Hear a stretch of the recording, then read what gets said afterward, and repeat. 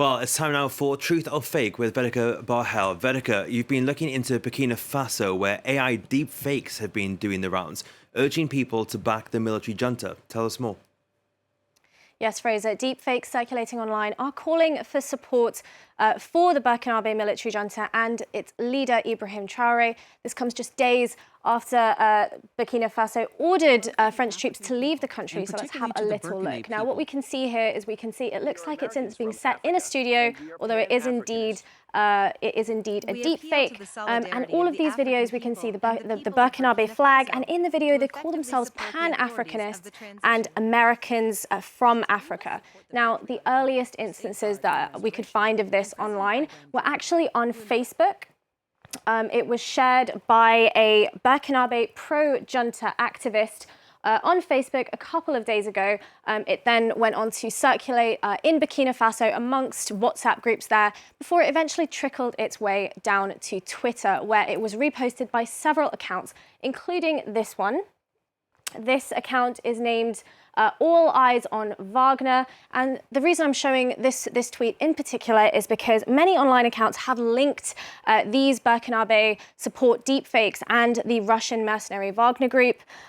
Just like this one, this researcher here has gone online as to name drop Prigozhin, who is, of course, Wagner's head directly. However, it is very important to know that we don't know who is behind this. There's not really any evidence to connect these two things together as of right now. And we found no indication that this is anything to do with the Wagner group as of this moment. And it is really difficult to kind of pinpoint these videos and find out exactly where they come from. So how can we know that these are truly deep fakes? What gives them away? Well, these videos were made using an artificial intelligence software called Synthesia. If we just take a look at their homepage, we might see a very familiar face. Now, this is the homepage of Synthesia. Apologies for those technical issues there, but this is the homepage of Synthesia, and this is, of course, the same woman that we saw in the end of that same deepfake video. On their homepage, they actually have avatars that you can choose from to create from plain text, and these are all people that we saw in that previous deepfake video, down to the clothes, down to the makeup and the hair. These are exactly the same. According to AI analysts, in order to spot deepfake videos, there are actually things that can be done in order to help. So if we take a look at this one, for example, we just saw that this same girl's avatar on the Synthesia website. But if we look at the eyes and the mouth specifically her mouth, the sound is, she's speaking and her mouth is moving, but the sound is not synced up with what she's saying. Her skin is very overly filtered. And of course, this does vary from deepfake to deepfake. Some are better than others. We can also see this shadow under her chin that doesn't really seem to move despite her bobbing her head quite vigorously. Her shoulders are very stiff and her body doesn't really move. It's quite jerky movements there.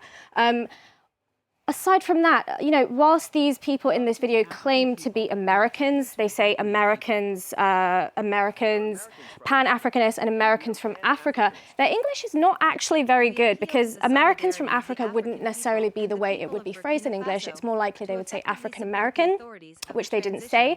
They also pronounce Burkinabe as Burkinabe, Burkina Faso as Burkina Faso. And I think overall with deepfakes, AI analysts say that you really need to look at the tone and the context and what they're saying and how they say it. And for quite a serious topic, it does come across quite hollow in these videos.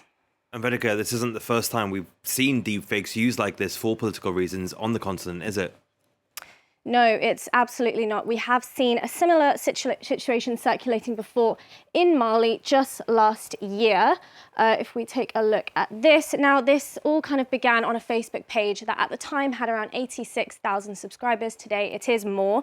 And whilst it described itself as a Facebook page sharing musical content and news relating to a specific rapper, it also specialized in sharing a very specific type of disinformation. And that was, again, videos that were created using AI, with a robotic sort of computer-generated voiceover, and it was designed to look like a TV news stories, specifically with a television presenter in the background relaying that information. So this, of course, was a story from last year that we discussed on Truth or Fake in October last year about Mali and domestic politics, and a lot of these stories were around sort of targeting the French presence in the country at the time, and this was also made with Synthesia using the same AI software to create that.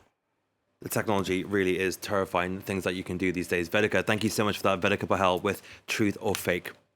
Stay tuned to France 24. We're going to take a quick break. I'll be right back with a roundup of your world headlines.